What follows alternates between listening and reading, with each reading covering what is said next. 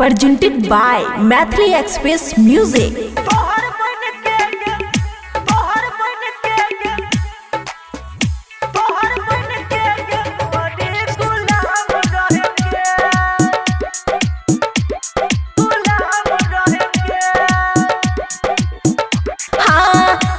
Husband हो जो बात माने वाइफ का, जिंदगी भर ख्याल रखे हमारा लाइफ का। एहन हस्बैंड हो जो बात माने वाइफ का, जिंदगी भर ख्याल रखे हमारा लाइफ का।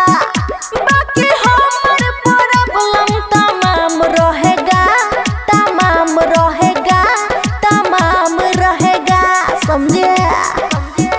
हरदम सेवा में तोहर सुबह शाम रहेंगे, हरदम सेवा में तोहर सुबह शाम रहेंगे। तोहर बन के गे गोरी गुलाम रहेंगे, हरदम सेवा में तोहर सुबह शाम रहेंगे। तोहर बन के गे गोरी गुलाम रहेंगे।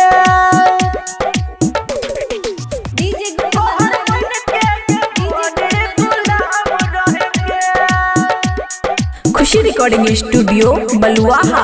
खाना बना के खिला बैला परतो, कभी कभी गोर हाथ दबा बैला परतो, समझ ली। चल ये भी मंजूर है मुझे। हाँ टाइम से हमरा जगा बैला परतो, बिस्किट साथ चाय ला बैला परतो, याद रख भी।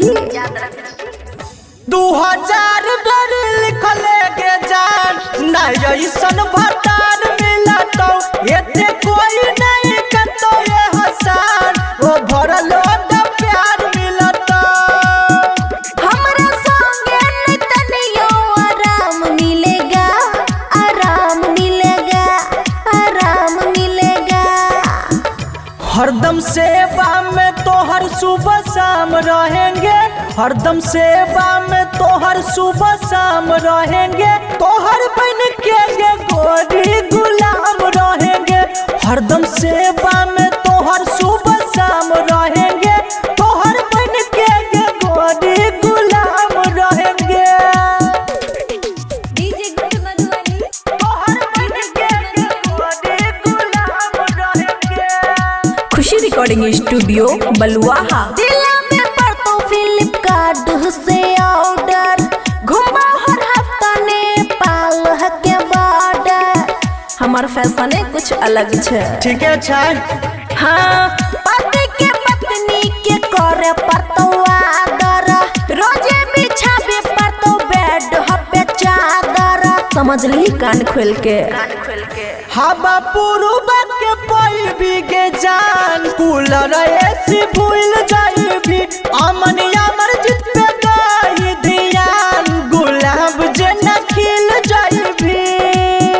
खुशियाँ दब के बन के गुलाम रहेगा, गुलाम रहेगा, गुलाम रहेगा, समझे।